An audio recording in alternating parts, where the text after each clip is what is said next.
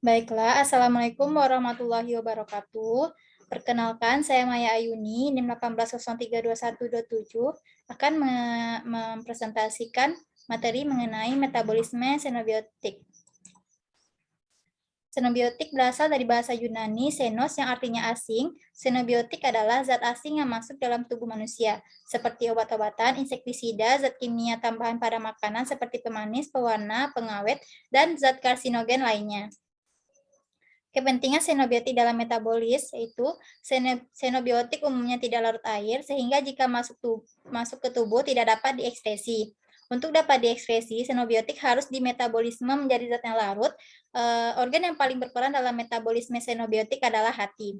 Ekskresi xenobiotik terjadi melalui empedu dan urin.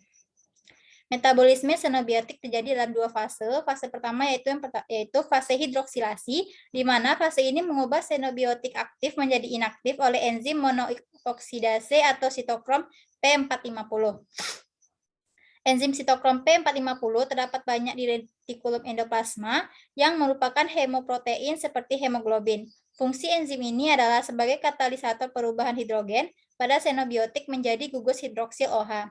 Pada beberapa keadaan, produk hidroksilasi bersifat mutagenik atau karsinogenik. Pada fase 2, senyawa yang telah terhidroksilasi atau diproses dengan cara lain pada fase 1 diubah oleh enzim spesifik menjadi berbagai metabolit polar oleh konjugasi dengan asam glukuronat, sulfat, asetat, glutasi, atau asam amino tertentu, atau metilasi. Reaksi yang terjadi pada fase 2 ada glukoronidasi, di mana glukoronidasi merupakan proses mengkonjugasi xenobiotik dengan asam glukuronat dengan enzim glukoronil transferase, di mana bilirubin UDP glukuronat sebagai donor glukoronil dan enzim glukoronil transferase. Xenobiotik yang mengalami glukoronidasi adalah asetilminofluoran atau karsinogenik, anilin, asam benzoat, meprobamat, fenol, dan senyawa steroid. Yang kedua yaitu sulfasi, merupakan proses konjugasi xenobiotik dengan asam sulfat dengan enzim sulfotransferase, di mana xenobiotik mengalami sulfasi adalah alkohol, arilamina, dan fenol. Yang ketiga yaitu glutasi. Glutasi yang terdiri dari tripeptida atau glutamat, sistein, dan glisin. Dan biasa disingkat GSH menggunakan enzim glutation S-transferase atau epoksid hidrolase. Konjugasi dengan GSH adalah xenobiotik dan xenobiotik elektrofilik atau karsinogenik. Asetilasi untuk reaksi transfer gugus asetil dari asetil CoA ke senyawa asing, misalnya INH atau obat TBC.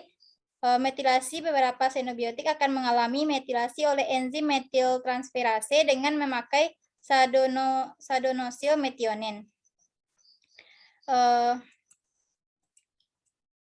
Metabolisme xenobiotik kadang disebut proses detoksifikasi, tetapi istilah ini tidak semuanya benar sebab tidak semua xenobiotik bersifat toksik. Respon metabolisme xenobiotik mencakup efek farmakologik atau bersifat aktif dalam tubuh tanpa metabolisme sebelumnya, imunologik atau molekul kecil yang tidak dengan sendirinya merangsang sintesis antibodi tetapi akan bergabung dengan antibodi begitu unsur terbentuk. Kemudian, antibodi dapat merusak sel yang mengganggu proses biokimia seluler yang normal. Karsinogenik adalah zat kimia yang memerlukan aktivitas enzim monooksigenase dalam retikulum endoplasma. Keempat yaitu toksik. Beberapa xenobiotik yang memberikan efek sitotoksitas atau cedera sel yang bisa cukup berat bisa mengakibatkan kematian sel. Keuntungan dan kerugian metabolisme xenobiotik yaitu yang pertama, respon metabolisme xenobiotik dapat menguntungkan karena metabolit yang dihasilkan menjadi zat yang polar sehingga dapat diekskresi keluar tubuh. Respon metabolisme xenobiotik dapat merugikan karena adanya ikatan yang terbentuk dengan makromolekul dan menyebabkan cedera sel. Berikatan dengan makromolekul menjadi hapten merangsang sehingga merangsang pembentukan antibodi dan menyebabkan reaksi hipersensitivitas yang berakibat cedera sel, serta berikatan dengan makromolekul menjadi zat mutan yang memicu terjadinya sel kanker. Faktor yang mempengaruhi aktivitas enzim xenobiotik yang pertama yaitu spesies, toksisitas atau karsinogenisitas yang mungkin terdapat pada xenobiotik tidak dapat diekstrapolasi secara bebas dari suatu spesies lainnya.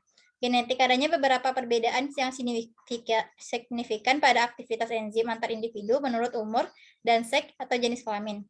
Asupan xenobiotik. Asupan pada xenobiotik berupa phenobarbital, PCB dapat menginduksi enzim metabolit xenobiotik tertentu.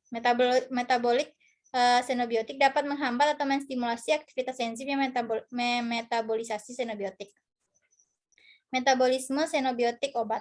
Pada metabolisme obat, pada obat yang sudah aktif, metabolisme xenobiotik fase 1 berfungsi mengubah obat aktif menjadi inaktif, sedang pada obat yang belum aktif, metabolisme xenobiotik fase 1 berfungsi mengubah obat inaktif menjadi aktif.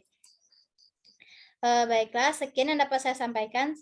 Saya ucapkan terima kasih. Assalamualaikum warahmatullahi wabarakatuh.